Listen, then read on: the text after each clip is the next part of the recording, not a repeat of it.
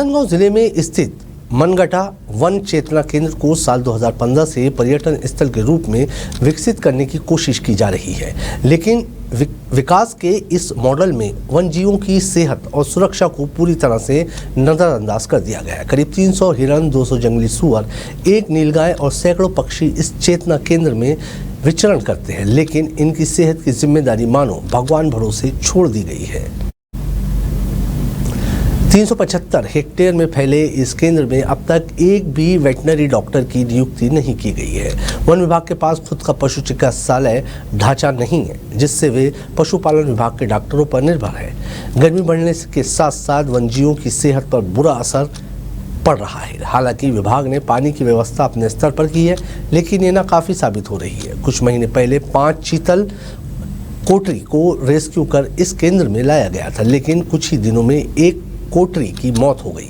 मामले की गंभीरता को देखते हुए तत्कालीन वन मंत्री केदार कश्यप ने जांच के आदेश दिए थे, लेकिन उसके बाद कोई ठोस कार्रवाई नहीं हुई। डर के कारण अन्य कोटरियों को जंगल में छोड़ दिया गया, जो विभाग की असफलता का एक और उदाहरण बन गया। चेतना केंद्र में वन्यजीवों को दिए जाने वाले भोजन की न कोई सूची है, न मात्रा तय है।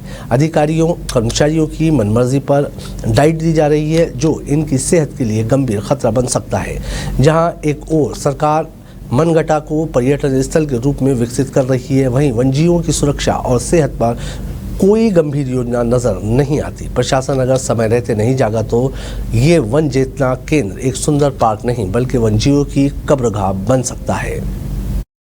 देखिए, रिलीजियन टूरिज्म को लेकर देश के हमारे प्रधानमंत्री जी जो है उनका एक बड़ा विजन है। हमारे मुख्यमंत्री जी उस विजन पर काम कर रहे हैं। छत्तीसगढ़ की जो धरा है, जल, जंगल, यहाँ की जो जमीनें और पहाड़, नदियां, झरोखा, आपके जल प्रपात, इनमें इतनी सारी कथाएं हैं और उन कथाओं को, उनके आबो हवाओं को हम छत्तीसगढ़ की धरा पर, धरातल पर जो है वो उतारने का भविष्य में काम करेंगे। छत्तीसगढ़ में जो टूरिज्म का जो स्कोप है इतना बड़ा है कि यहाँ का जो बस्तर, यहाँ छत्तीसगढ़ का कश्मीर कहलाता है।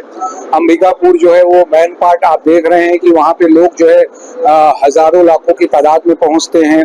छत्तीसगढ़ के प्रत्येक जिलों में आपको पर्यटन की दृष्टि से, चाहे मैं सिरपुर की बात करूँ, शक्तिपीठ योजना की बात करूँ, राम वन गमन पथ की बात करूँ, डोंगरगढ़ की बात करूँ, गोरमदेव की बात करूँ, और हमारे चाहे वो मतलब उदरगढ़ से लेके अगर मैं आपके दंतेश्वरी तक की बात करूं, तो छत्तीसगढ़ का जो ये विहंगम टूरिज्म का जो क्षेत्र है वो आने वाले समय में बहुत ही शानदार स्थान लेने जा रहा है प्रधानमंत्री जी और मुख्यमंत्री जी के विजन के रूप में। और मुझे पर्यटन अध्यक्ष के रूप में जो जिम्मेदारी मिली है, तो राजनांदगांव का मैं निवासी हूँ।